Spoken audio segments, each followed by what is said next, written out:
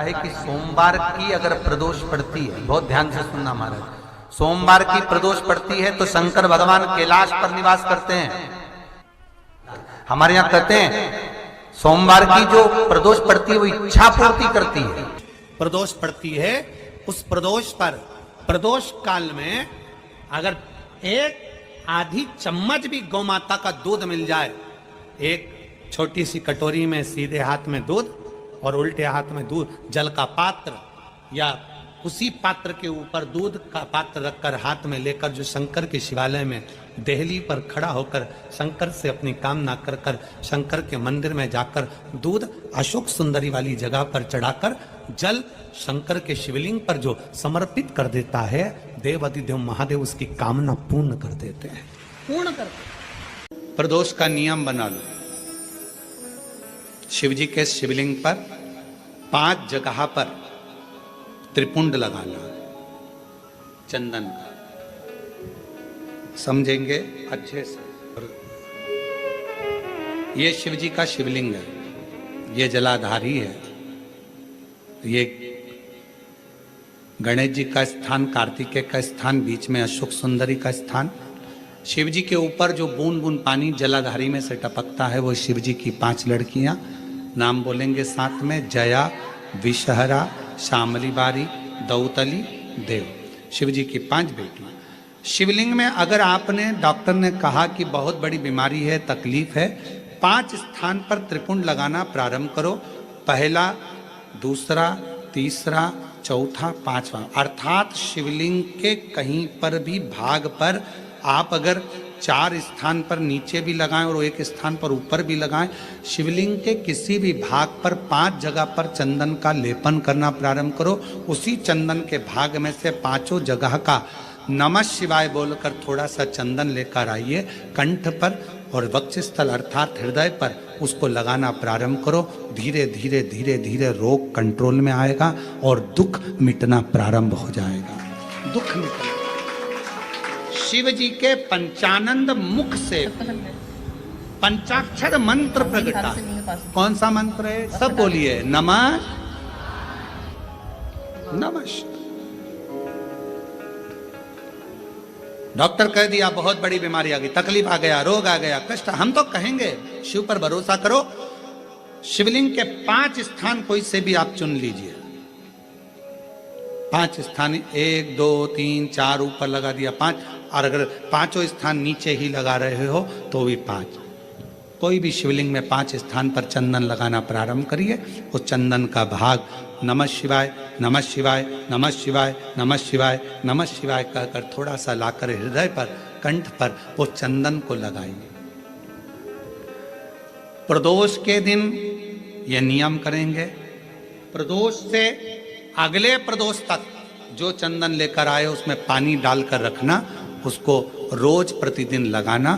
फिर अगला प्रदोष आएगा, फिर वो चंदन तैयार करना, फिर अगला प्रदोष आएगा। ऐसे अगर 24 प्रदोष आपने पूर्ण कर लिए तो बाबा की कृपा से रोग धीरे धीरे पूरा समाप्त हो जाएगा और शिव कृपा। महीने प्रदोष आती है, हर महीने शिवरात्रि आती है। प्रत्येक शिवरात्रि, प्रत्येक प्रदोष को आप मिट्टी के अंदर मक्खन या गाय का दूध या गाय का घी, देसी गाय का मिलाकर शिवलिंग बनाकर उसकी पूजन करना प्रारंभ करें। 1 साल पूरा नहीं होगा, भले 20 साल हो गए होंगे, पर आपका गर्भ जरूर ठहरेगा, ये निश्चित। भले 20 साल हो गए, 22 साल हो गए, 25 साल हो गए, डॉक्टर ने मना कर दिया नहीं होगा, फिर भी आप बाबा पर भरोसा, बोल बम का नारा है, बाबा है। आप विश्वास के साथ शिव की आराधना करिए। गाय, देसी गौ माता का दूध, मक्खन, घी, ये हमारे मिट्टी के अंदर मिलाकर जब हम शिवलिंग का निर्माण करते हैं तो हमारा वंश बढ़ता, दुखों से पीछा छूट ही नहीं रहा।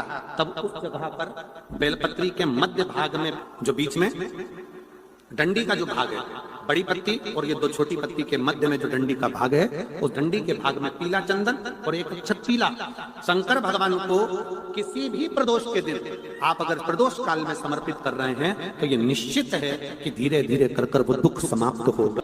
प्रदोष के दिन या सोमवार के दिन तो शिव जी की जो सबसे छोटी लड़की है अशोक सुंदरी, उस अशोक सुंदरी वाली जगह पर इस बेलपत्र को, उस घी को बीच की पत्ती में थोड़ा सा लगा लीजिए, और जो अशोक सुंदरी वाली जगह है, जानते हो ना आप लोग अशोक सुंदरी की जगह, आपको पहले भी कथा में कहा, चंदन को लगा लीजिए। और महाराज बीच की पत्ती में थोड़ा सा घृत, घृत मतलब गाय का घी, गौ माता के दूध से माखन से निर्मित उस घी को बीच की पत्ती में थोड़ा सा लगा लीजिए। और जो अशोक सुंदरी वाली जगह है, आप घी वाली बेलपत्र को अशोक सुंदरी वाली जगह पर रखकर ये जो चंदन लगी हुई बेलपत्र है, इसका मुख ऐसा सीधा की सीधा रखोगे तो गणेश जी की ओर हो जाएगा, षडानंद कार्तिकेय की ओर हो जाएगा। अपनी कामना कर कर जिससे धन लेना है, पैसा लेना है, या जो कार्य निकालना है वो नहीं निकल रहा, बहुत प्रयास कर लिया, अदालत में 50 बार हो जाए, काम नहीं हो रहा, तब इस बेलपत्र का प्रयोग करना, बाबा से विनती करना, और विनती कर कर वापिस सजाना। केवल 2 प्रदोष या 2 सोमवार कर लीजिए, बाबा आपकी मनोकामना पूर्ण कर दे। प्रदोष का दिन, प्रदोष काल का समय, भगवान शंकर प्रदोष के दिन, प्रदोष काल में अपने भक्तों के घर पर नंदी के कान में जो बोल कर जाता है, शिवजी नंदी पर बैठकर उस भक्त के दरवाजे पर उसका कल्याण करने के लिए प्रदोष के दिन, प्रदोष काल में पहुंचते हैं। देखिए, अगर प्रदोष का व्रत नहीं कर सकते, प्रदोष के दिन आप व्रत नहीं कर सकते, मान लो आपसे भूखा नहीं रहा जाए, प्रदोष का व्रत नहीं कर सकते, प्रदोष के दिन आप भूखे नहीं रह सकते, मंदिर भी नहीं जा सकते, दिया भी नहीं लगा सकते, तो शिव महापुराण की कथा कहती है कि प्रदोष के दिन, प्रदोष काल में अपने ही दरवाजे के पास देवाधिदेव महादेव का स्मरण कर कर लक्ष्मी की वृद्धि के लिए,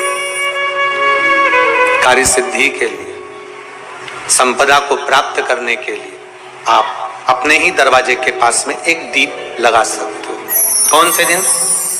प्रदोष के दिन। लक्ष्मी के लिए कोई उपाय करें तो कौन सी प्रदोष पर करें? तो अच्छे से सुन लेना भाइयों, शुक्ल पक्ष में जो प्रदोष पड़ती है वो लक्ष्मी की वृद्धि के लिए होती है। तो जितने उपाय आपको प्रदोष के बताए जाते हैं उस हिसाब से आप करो कि शुक्ल पक्ष की प्रदोष है तो लक्ष्मी का कोई उपाय करना। प्रदोष काल में, प्रदोष के समय पर, प्रदोष काल के अंतर्गत बेलपत्री का स्मरण किया है। वो बेलपत्र का स्मरण अगर संसार का मनुष्य कर लेता है तो महाराज ब्रह्मवृत्ता पुराण कहती है कि उस जीव का ऐसा कोई कार्य नहीं जो सफल नहीं होता। महाराज मेरा निवेदन रहेगा, किसी एग्जाम में आप बैठ रहे हो, इंटरव्यू के लिए जा रहे हो, किसी कार्य के लिए जा रहे हो, नौकरी नहीं लग रही, सर्विस नहीं लग रही, तो महाराज तांबे के कलश में 11 बेलपत्र को रखा जाए और तांबे के कलश में 11 बेलपत्र रखकर उसमें 11 सफेद पुष्प को डाला, लाल चंदन घिसकर कटोरी में लेकर जाइए। प्रदोष के दिन, शुक्ल पक्ष का जो प्रदोष पड़ जाए उसके दिन शंकर के शिवलिंग पर लाल चंदन लपेटने से पहले शंकर की जो जलाधारी करती है, शंकर भगवान का संपूर्ण परिवार जलाधारी में विराजमान है। शिव महापुराण कहती है, माता उमा का चरित्र कहता है, कोई एग्जाम में बैठ रहे हो, कोई कंपटीशन एग्जाम में बैठ रहे हो और चाहते हो कि मेरी नौकरी इसमें लगना ही चाहिए, तो लाल चंदन का लेपन आपको इस पूरी जलाधारी पर करना है। लाल चंदन का लेपन पूरी जलाधारी पर कर। और महाराज जी, जिस कलश में आपने घर से 11 बेलपत्र और 11 सफेद पुष्प जल के अंदर डालकर लाए हो, उसको आप चढ़ाएंगे तो इस तरह से चढ़ाएंगे कि उसका भाग हमें दिखे चढ़ते समय। ऐसे नहीं चढ़ाना, उसको चढ़ाते समय इस तरह से चढ़ाएं कि वो जल का भाग हमारी ओर गिरता हुआ।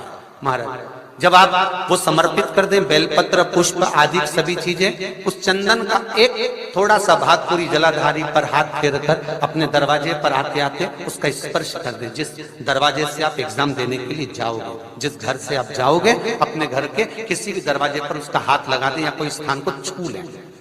जिसको आप दरवाजे को खोलकर, दरवाजे को स्पर्श कर कर या दीवार को छूकर या अलमारी को छूकर, जिसको भी छूकर आप जाओगे उसका स्पर्श कर लेना।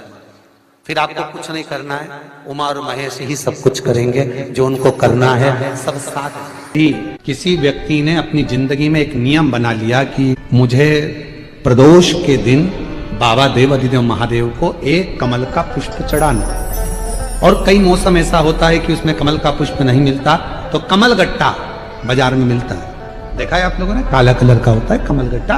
एक कमल का गट्टा भी यदि देव अधिदेव महादेव को, यदि कोई कितना भी दरिद्र है, कितना भी गरीब है, उसका कोई व्यापार नहीं, कोई व्यवसाय नहीं, कोई नौकरी नहीं, कोई चाकरी नहीं, कितना भी परिस्थिति से मारा हुआ व्यक्ति है, अगर उसने प्रदोष नियम बना लिया, प्रत्येक 12 महीने का मैं नियम लेता हूं और पूरे 24 प्रदोष मैं बाबा को कमल का, जिस समय पर कमल का पुष्प मिल जाए उस समय पर कमल का पुष्प चढ़ाओ, ना मिले तो कमल गट्टा चढ़ाओ।